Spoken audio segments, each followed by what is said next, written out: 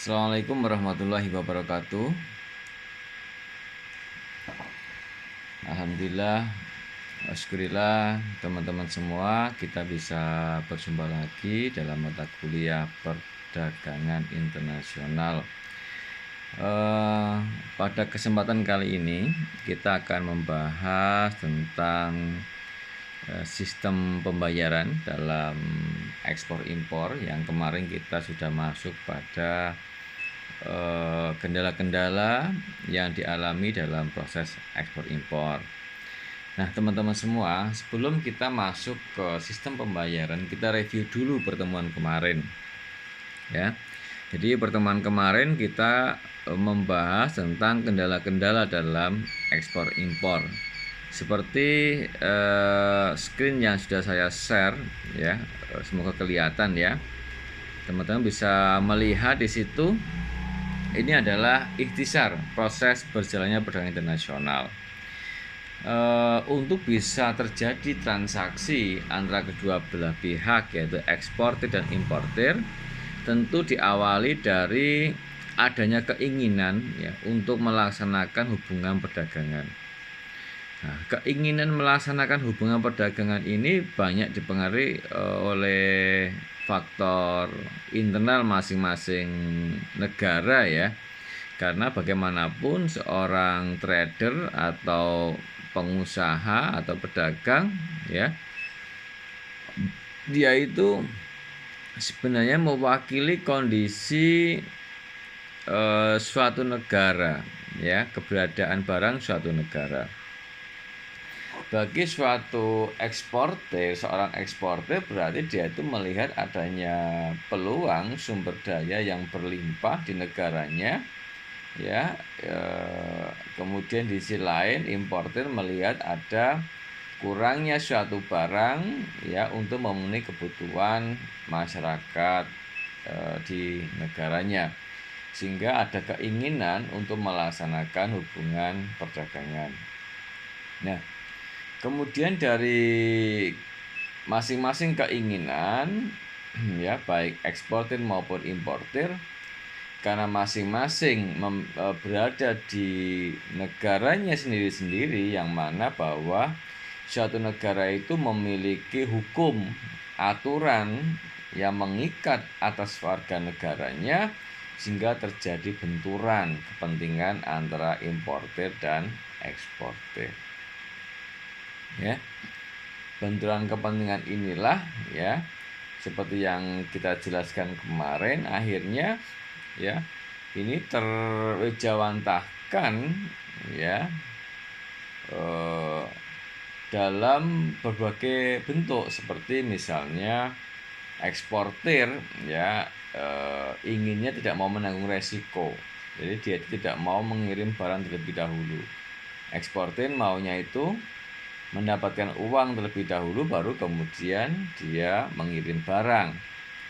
Demikian juga dengan importir ya, importir juga punya keinginan untuk tidak mau menanggung resiko, yaitu dengan apa? Yaitu dengan maunya itu barang dia peroleh terlebih dahulu, baru kemudian dia mengirimkan uang kepada si penjual atau eksportir. Nah, benturan-benturan inilah yang terjadi dalam proses ekspor impor secara umum ya, secara umum, sehingga nanti akan ada solusi-solusi bagaimana agar tetap terjadi proses perdagangan internasional atau ekspor impor. Yang kedua, di sisi lain, selain benturan kepentingan antara individu personal importer dan eksportir, secara yuridis, secara kelembagaan suatu negara ya, terdapat kendala dalam proses perdagangan internasional. Nah, ada 4 kendala yang kemarin sudah kita jelaskan. Yang pertama adalah kendala geografis, yang kedua adalah kendala currency, dan yang ketiga kendala sosial politik, dan yang keempat adalah kendala regulasi. Masing-masing wilayah, baik wilayah eksportir maupun importir, secara geografis mereka akan mempengaruhi ya proses kelancaran ekspor impor ya. Negara yang tidak memiliki pelabuhan, negara yang misalnya berada di kondisi-kondisi yang jalurnya secara geografis susah untuk bisa melakukan pengiriman barang, memerlukan energi yang lebih sehingga berpengaruh pada daya tawar ya suatu negara dalam proses ekspor impor. Daya tawar ini terkait dengan nantinya akan berpengaruh pada biaya pengiriman barang secara geografis. Secara currency ya kita tahu bahwa ketika uang itu menjadi komoditas yang diperjualbelikan, ini akan berpengaruh pada nilai tukar uang. Nilai tukar uang suatu negara terhadap negara lain, sehingga ketika uang diperjualbelikan, maka si pedagang uang tentu dia akan mengambil margin, mengambil keuntungan dari proses jual beli itu, sehingga ada perbedaan nilai tukar ya suatu mata uang. Nah, currency inilah yang akan mempengaruhi proses dalam perdagangan internasional. Untuk menghindari biaya currency, biaya nilai tukar uang, biasa seorang eksportir menginginkan langsung mendapatkan uang dalam mata uang negaranya sendiri. Di sisi lain, importer juga demikian. Importer inginnya membayar pakai mata uang dia sendiri. Nah, kondisi seperti ini perlu diselaraskan sehingga agar terjadi deal-deal ya atau win-win solution antara eksportir maupun importir. Kendala yang ketiga ya sebagaimana yang sudah kita jelaskan, kondisi sosial politik suatu negara akan sangat berpengaruh pada daya tawar ya baik daya tawar eksportir maupun importir. Suatu negara yang kondisi sosial politiknya sedang kacau ya sedang tidak kondusif ya pasti daya tawarnya akan rendah. Misalnya ada negara eksportir ya yang negaranya lagi kacau, dia ingin menjual barangnya ke luar negeri, tidak akan mudah ya tidak akan mudah bisa diterima oleh negara-negara lain. Demikian juga dengan negara yang akan mengimpor. Negara yang sosial politiknya sedang kacau, sedang tidak stabil, ketika mereka ingin mengimpor suatu barang, biasanya seorang eksportir akan berpikir ulang ya untuk mau bertransaksi dengan negara importir yang sedang tidak bagus kondisi sosial politiknya. Ya banyak alasannya ya, takut nggak dibayar dan sebagainya. Nah, kendala yang terakhir adalah kendala regulasi, teman-teman. Negara dikatakan negara apabila dia memiliki satu peraturan perundang-undangan yang mengikat ya atas warga negaranya. Pengakuan atas peraturan suatu negara oleh negara lain ini menjadi satu satu peraturan yang mengikat ya akhirnya yang harus juga dipatuhi oleh warga negara lain yang ingin melakukan transaksi atau berhubungan dengan negara tersebut ya. Nah, ini akhirnya berpengaruh pada proses perdagangan. Ya, misalnya negara Jepang menetapkan ketika mereka ingin mengimpor barang ya buah-buahan atau makanan yang masuk ke negaranya harus maksimal mengandung residu sekian ppm misalnya ya. Atau negara Indonesia juga memiliki peraturan mengekspor ya, ekspor barang itu tidak boleh dalam bentuk mentah. Mengekspor barang harus sudah dalam bentuk barang jadi misalnya. Nah, ini masing-masing negara memiliki regulasi peraturan baik barang masuk maupun barang keluar. Nah, ini yang menjadi kendala-kendala dalam proses perdagangan internasional yang harus dipahami, dipelajari oleh masing-masing pelaku bisnis dalam ekspor impor. Nah, teman-teman, sekarang kita akan masuk pada tahapan bagaimana agar perdagangan ini bisa berjalan walaupun ada benturan, walaupun ada kendala, ya. walaupun ada benturan kepentingan, walaupun ada kendala dalam proses perdagangan internasional, agar dapat berjalan suatu proses ekspor impor, maka syaratnya ada dua, teman-teman. Yang pertama adalah harus ada yang mau mengambil resiko, ya. Salah satunya ini untuk apa? Untuk mengeliminasi, meminimalisir adanya benturan kepentingan. Benturan kepentingan antara importer dan eksportir ini bisa diminimalkan dengan adanya salah satu pihak yang mau mengambil resiko, ya. Teman-teman bisa melihat, ya, poin yang pertama adalah eksportir ataupun importir harus ada yang mau mengambil resiko.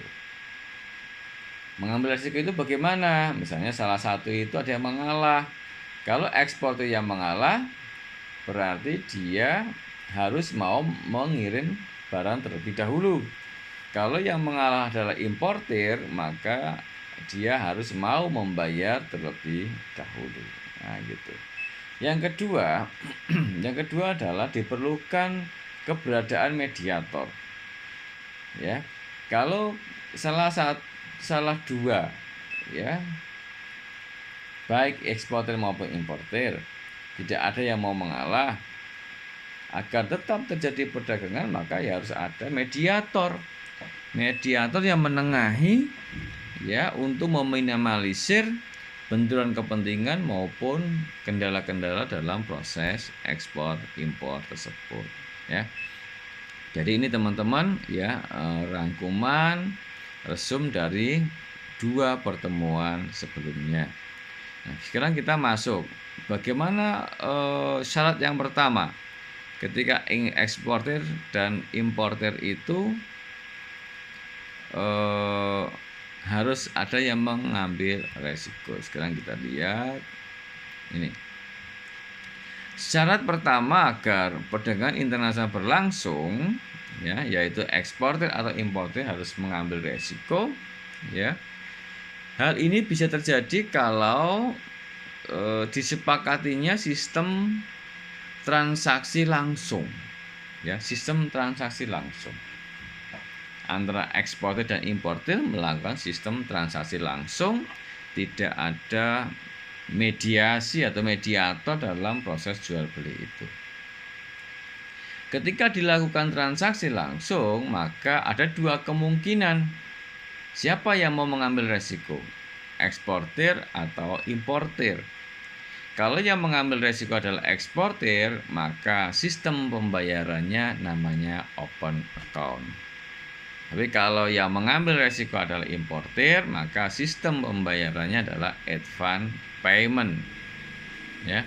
Advance payment sendiri, ya, dari katanya sudah teman-teman pahami, advance itu sangat mudah, payment pembayaran yang sangat mudah. Artinya di sini importir bersedia untuk membayar terlebih dahulu sejumlah uang kepada eksportir, baru kemudian eksportir mengirimkan barang.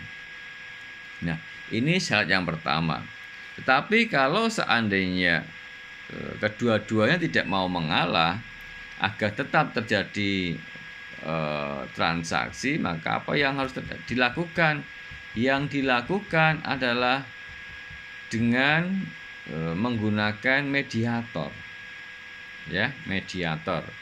Nah, mediator dalam proses perdagangan internasional yaitu pihak bank, ya, pihak bank. Penggunaan mediator oleh pihak bank. Nah, peran bank sebagai mediator dia itu punya dua, ya, punya dua peran.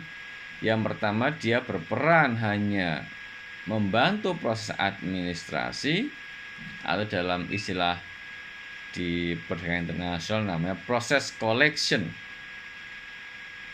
Yang kedua, dia berperan sebagai dalam hal administrasi dan menyiapkan dana talangan, atau dalam istilah di sini namanya penggunaan LC, letter of credit.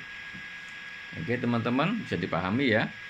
Jadi bank sebagai mediator dia punya dua peran, ya. bisa salah satu perannya. Yang pertama, dia bisa saja hanya sebagai membantu administrasi ya atau proses collection. Yang kedua, dia bisa saja membantu tidak hanya di proses collection atau administrasi, tapi juga memberikan dana talangan dalam bentuk LC atau letter of credit. Nah, bagaimana yang ketika bank hanya membantu pada tahap proses collection atau administrasi? Ya. Ketika bank membantu di proses collection, ya membantu administrasi, itu pun dibedakan menjadi dua jenis, ya. Yang pertama adalah dokumen against payment, yang kedua dokumen against acceptance. Dokumen against payment, bank menyerahkan dokumen kepada importer jika telah dilakukan pembayaran. Mengapa dokumen di sini menjadi sesuatu yang sangat penting? Ya, dalam proses ekspor impor, teman-teman, kita akan mengenal ada dua hal. Yang pertama adalah arus barang dan arus uang. Arus barang dan arus uang. Teman-teman, seorang importer tidak bisa mengambil barang di pelabuhan ketika barang sudah dikirim, ya, tanpa ada surat atas barang tersebut. Nah, dokumen ini menjadi penting, makanya dokumen inilah yang dimainkan dalam sistem transaksi jual beli antar negara, yang mana pihak bank mereka bisa saja cukup hanya membantu dalam proses penyampaian dokumen, ya, sehingga bank menyerahkan dokumen kepada importer jika telah melakukan pembayaran. Artinya bisa ada kesepakatan antara dua belah pihak, baik pihak eksportir maupun pihak importer, ya, bahwa dalam kesepakatan itu importer bisa mengambil berkas atau dokumen atas barang agar si importer bisa mengambil barang ke pelabuhan dengan syarat sudah melakukan pembayaran. Maka ini namanya adalah dokumen against payment. Yang kedua, ya, dokumen against acceptance. Jadi bank bisa menyerahkan dokumen kepada importer apabila telah dilakukan akseptasi atas dokumen tagihan. Akseptasi itu semacam kesepakatan, ya. Akseptasi seperti kesepakatan. Jadi kalau si importer sudah sepakat akan membayar tanggal sekian, ya, maka si importer bisa langsung mengambil barang di pelabuhan, ya, mengambil berkas dan kemudian mengambil barang di pelabuhan. Nah, kok mudah sekali, ya, kok mudah sekali, kok hanya berjanji saja acceptance, berjanji saya akan bayar tanggal sekian misalnya, dia sudah bisa mengambil barang di pelabuhan, ya. Itu adalah sebuah kesepakatan, ya. Tentu dalam proses collection ketika di mana bank hanya berperan sebagai membantu administrasi penyaluran dokumen, ini resiko masih sangat-sangat tinggi. Yang terakhir adalah penggunaan mediator dari pihak perbankan, adalah bagaimana ketika bank berperan tidak hanya sebagai penyampai dokumen, tetapi juga berperan sebagai menyiapkan dana talangan dalam bentuk LC. Nah, kedua bab ini akan kita bahas bergantian, ya, setelah bab, ya, pembayaran. Bab pertama dalam proses pembayaran yang akan saya jelaskan, ya. Sebentar. Oke, saya akan masuk ke materi berikutnya. Bentar. Ya, oke, bisa kelihatan materinya? Nampak tidak, teman-teman?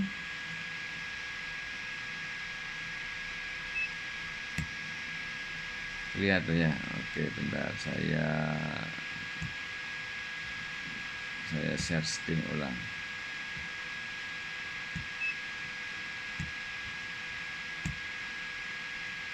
Oke ya, kelihatan ya, advance payment. Baik teman-teman, metode pembayaran yang pertama ya, teman-teman masih ingat alur saya, agar terjadi proses perdagangan, proses transaksi ekspor impor ya. Ingat tadi ada dua ya, ada dua hal agar terjadi transaksi. Yang pertama adalah salah satu pihak harus ada yang mengalah ya. Jadi apakah yang mengalah eksportir ataukah importir, enggak masalah. Harus ada yang mengalah salah satu pihak, baru bisa terjadi proses jual beli atau ekspor impor. Nah, kalau yang mengalah ya adalah importir ya. Kalau yang mengalah adalah importir, maka nama sistem pembayarannya atau metode pembayarannya adalah advance payment. Advance dari kata-kata advance, mudah, pembayaran sangat mudah ya. Jadi istilah advance payment itu adalah ketika pembeli di suatu negara mengirimkan uangnya terlebih dahulu kepada penjual atau eksportir ya, atas pembayaran suatu barang yang dipesan sebelum barang dikirim oleh penjual ya. Dengan cara ini nampak betapa besarnya resiko yang akan dihadapi oleh importir ya. Resiko sangat besar ya. Bisa jadi kemungkinan negatif ya, walaupun di awal sudah ada kesepakatan, tetapi bisa jadi orang itu akan mengingkari kesepakatan sehingga resikonya sangat tinggi sekali. Alurnya bisa dilihat teman-teman. Yang pertama adalah sales contract antara penjual ya dan pembeli, seller dan buyer. Kemudian terjadi sales contract ya. Dalam sales contract ada kesepakatan ya, nilainya berapa, kualitasnya, jumlah uangnya berapa dan sebagainya. Setelah sepakat, sales contract ditandatangani dua belah pihak ya. Kemudian pihak pembeli ya, buyer, mengirimkan uang kepada seller. Kemudian setelah uang dikirim oleh buyer, kemudian si seller ya mengirimkan barang, goods ya, beserta dengan dokumennya. Barang dan dokumen dikirim secara terpisah teman-teman. Kalau barang lewat pelabuhan, kalau dia menggunakan kapal laut atau pesawat, kalau menggunakan udara, kemudian dokumen dikirim secara terpisah menggunakan jasa ekspedisi dokumen antar negara. Karena dokumen tidak bisa dikirim bareng dengan barang. Karena dokumen itulah yang nanti akan digunakan oleh si pembeli untuk mengambil barang di pelabuhan atau bandara. Nah, inilah alur advance payment ya. Oke teman-teman, kemudian kita akan lihat dalam advance payment itu alasannya. Mengapa ada orang atau eksportir atau importir yang mau bertransaksi menggunakan metode advance payment. Ya teman-teman, walaupun resiko advance payment ini sangat besar bagi importir, tapi importir memilih untuk melakukan ini karena banyak alasan. Yang pertama misalnya, penjual barang itu mempunyai bargaining posisi yang sangat kuat dibandingkan dengan pembeli. Ya, penjual punya bargaining yang sangat kuat. Misalnya apa? Misalnya pembelinya adalah berasal dari suatu negara yang sedang konflik. Ukraina misalnya, ya, Rusia, ya, Yaman misalnya. Jadi negara-negara yang sedang konflik atau negara-negara yang sedang mengalami krisis ketidakstabilan baik ekonomi, sosial, politik ya, bargaining posisinya rendah, maka negara-negara seperti ini biasanya bersedia untuk membayar terlebih dahulu ya, gitu. Di sisi lain bisa jadi karena kondisi lemahnya bargaining posisi pembeli, karena misalnya penjual adalah sumber satu-satunya barang tersebut. Nah, ini misalnya terjadi pada kondisi COVID kemarin ya, saat ini masih COVID ya, kita harus mengantri ya, kemudian berjuang untuk mendapatkan atau membeli vaksin, ya, gitu. Kemudian permintaan atas barang tersebut melampaui penawarannya. Kalau yang pertama penjual adalah satu-satunya yang punya barang, nggak ada perusahaan atau negara lain yang punya barang itu, maka kita harus antri. Ya, selain ini biasanya sesuatu yang emergency, yang sangat-sangat vital, ya, terkait dengan kesehatan atau terkait dengan keamanan seperti senjata dan sebagainya, ya, ini bisa jadi seperti itu. Yang kedua adalah permintaan atas barang melampaui penawarannya. Walaupun barang-barang itu ada di tempat lain, ya, tetapi karena pembelinya itu banyak dan barang yang tersedia sedikit, ya, artinya demand lebih besar daripada supply, ya, ini pun kondisinya sama. Kadang seorang pembeli bersedia untuk membayar terlebih dahulu, ya. Kemudian yang ketiga, penjual menguasai jaringan distribusi dan perdagangan barang tersebut. Kalau teman-teman pernah mendengar istilah kartel, ya, orang-orang yang menguasai distribusi suatu barang, ya, ini memang ada, ya, memang ada, sehingga terkadang kita tidak bisa membeli atau menjual suatu produk tanpa melewati jaringan ini, ya, gitu, ya. Nah, kemudian selanjutnya, importer sangat memerlukan barang yang akan diimpor tersebut. Kondisinya darurat, ya, importer sangat perlu barang itu, ya. Saya beri sampel tadi, ya, kesehatan dan keamanan. Kemudian dalam situasi darurat atau krisis di mana kepercayaan suatu negara oleh negara lain merosot. Nah, ini, ya, karena country risk, ya. Jadi negara-negara yang sedang berkonflik atau sedang mengalami resiko secara ekonomi, ya. Kemudian yang terakhir adalah penjual adalah bagian dari perusahaan pembeli. Nah, kok bisa penjual adalah bagian dari perusahaan pembeli? Nah, bisa saja, ya. Jadi misalnya apa? Misalnya ada sebuah perusahaan besar, ya, seperti Unilever, Bayer, ya, dan sebagainya. Mereka itu perusahaan-perusahaan besar yang dimungkinkan sekali di dalamnya ada perusahaan-perusahaan kecil, yang mana perusahaan kecil itu akan saling bertransaksi satu sama yang lain, ya, gitu, ya. Jadi ini salah satu contohnya. Kemudian teman-teman, selanjutnya adalah dalam metode advance payment itu dibedakan menjadi tiga model. Yang pertama adalah full payment. Jadi full. Jadi importer berkewajiban mengirimkan dana sebesar harga barang termasuk biaya-biaya yang diperlukan. Full di depan, ya. Baru kemudian barang dikirim oleh eksportir. Yang kedua adalah partial payment.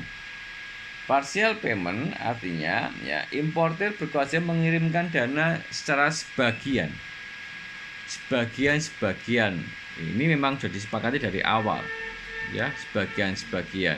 Setelah sebagian dikirim uangnya, barang dikirim, kemudian pengiriman uang berikutnya baru kemudian barang juga dikirim lagi. Ini bertahap, ya, partial payment, ya, gitu. Nah, yang terakhir adalah escrow account, ya, escrow account. Dalam cara escrow account ini, ya, importer membuka escrow account pada suatu bank di negaranya atau pada suatu bank di negara eksportir. Nah, dalam konteks escrow account ini, ya, importer akan mendepositkan sejumlah uang di bank, ya, didepositkan di bank. Nah, nanti, ya, ketika eksportir mengirimkan uang, ya, baru dia akan bisa mencairkan uang yang ada di deposit yang sudah dideposit oleh importer sesuai dengan kesepakatan. Nah, gitu. Jadi tidak langsung jadi di sini ada peran perbankan dalam proses escrow account, ya, tidak langsung antara B2B, ya, business to business, ya, tapi tetap melewati pihak perbankan untuk yang escrow account. Baik teman-teman, ini yang advance payment ya, modelnya tadi ada 3. Lalu bagaimana dengan kelemahannya? Sudah sangat jelas ya. Kalau kelemahannya teman-teman, karena ketika ada orang yang belum saling mengenal kemudian bertransaksi membayar terlebih dahulu, tentu ini kelemahannya akan sangat-sangat banyak ya. Yang pertama adalah pembayaran diterima tapi barang nggak dikirim, ya, membohongi ya. Nah ini mungkin sekali ya, barang nggak dikirim. Yang kedua, dikirim tapi kualitasnya tidak sesuai dengan yang disepakati di awal. Yang ketiga, syarat-syarat pengiriman, pengangkutan dan packing nggak sesuai. Nah teman-teman, dalam proses jual beli antar negara ekspor impor ya, di awal di klausul sudah dijelaskan nanti dikirim menggunakan ekspedisi apa, bagaimana packagingnya dan sebagainya. Ini menjadi item yang bernilai ekonomi, sehingga bisa saja pihak eksportir akhirnya dia membohongi pihak importer dengan mengirimkan melalui ekspedisi yang harganya lebih murah atau packaging yang lebih murah dan sebagainya ya. Dan yang terakhir adalah barang dikirim tapi delay ya, jadi ada keterlambatan pengiriman barang.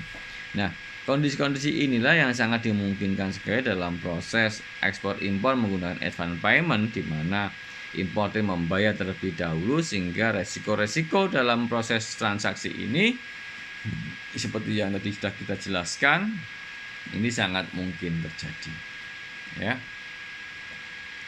Baik teman-teman, kita masuk yang kedua, yaitu open account. Syarat agar terjadinya ekspor impor yang pertama adalah salah satu pihak harus ada yang mengalah. Kalau advance payment yang mengalah adalah importer, maka open account yang mengalah adalah eksportir. Artinya bahwa eksportir itu akan mengirimkan barang terlebih dahulu, baru kemudian importer mengirimkan uang. Tentu dari konsep ini bentuk kelemahan resiko-resikonya adalah kebalikan dari advance payment. Kita lihat ini alurnya ya.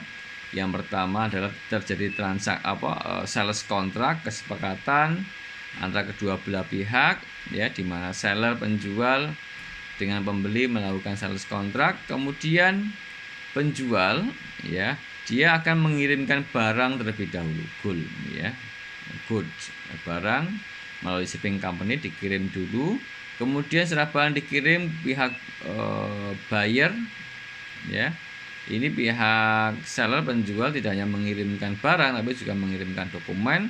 Setelah itu yang terakhir pihak buyer atau pembeli mengirimkan uang kepada seller. Iya kalau dikirim, kan gitu ya. Coba kita lihat ya seperti apa penjelasan terkait dengan open account. Alasan penggunaan open account saya rasa sama ya dengan alasan yang terjadi di advance payment. Mengapa ada orang penjual yang mau menanggung resiko seperti ini ya? Nah, kemungkinan adalah pembeli barang mempunyai bargaining posisi yang kuat. Seakan-akan tidak ada pembeli lain selain dia. Dia adalah pembeli satu-satunya produk. Nah, ini kan jadi sesuatu yang luar biasa, kan gitu ya. Kemudian penawaran barang tersebut melebihi kebutuhan pembeli. Jadi barangnya berlimpah ruah. Ya, berlimpah ruah. Tiap-tiap negara menghasilkan barang yang sama, over produksi ya, akhirnya penjual bersedia mengirim barang terlebih dahulu. Kemudian yang ketiga, pembeli menguasai distribusi dan perdagangan barang. Ini seperti kartel tadi ya, kalau tadi yang menguasai adalah penjual, sekarang yang menguasai distribusinya adalah pembeli ya gitu. Eksportir melakukan penetrasi pasar agar barangnya dapat dikenal oleh konsumen. Nah ini ya, ada satu kondisi di mana eksportir itu sedang melakukan promosi besar-besaran untuk bisa mendapatkan segmen pasar. Kalau teman-teman misalnya main ke Jogjatronic ya, sekarang teman-teman bisa tahu ya produk apa yang sedang melakukan penetrasi pasar. Dari mana taunya? Taunya ya dari promo-promo yang ada di Jogjatronic ya, handphone misalnya, apa yang sedang promo itulah yang sedang melakukan penetrasi pasar ya, gitu. Sehingga mereka bersedia untuk mengirimkan barang, menitipkan barang ke toko-toko terlebih dahulu, baru kemudian nanti kalau laku bisa mereka mengirimkan uang ya kepada si penjual. Dan yang terakhir sama, yaitu pembeli adalah bagian dari perusahaan eksportir ya, transaksi tingkat antar perusahaan dalam sebuah konsorsium perusahaan atau kelompok ya perusahaan yang besar ya, seperti Bayer, Indofood ya dan sebagainya, perusahaan Astra, perusahaan-perusahaan besar, mereka terbiasa melakukan transaksi antar perusahaan dalam perusahaan mereka sendiri. Nah, yang terakhir adalah kelemahan. Kelemahan ini tentu saja berkebalikan dengan advance payment, teman-teman. Ya. Yang pertama, barang sudah diterima oleh pembeli tapi tidak dibayar. Ya kan kebalikannya. Kalau tadi dibayar dulu, ternyata barang nggak dikirim. Kalau ini barang dikirim, ternyata barang tidak dibayar. Yang kedua, pembayaran telah dilaksanakan tapi jumlahnya nggak sesuai dengan yang dijanjikan. Yang dijanjikan adalah misalnya $1.000 ya, ternyata yang dibayarkan hanya $950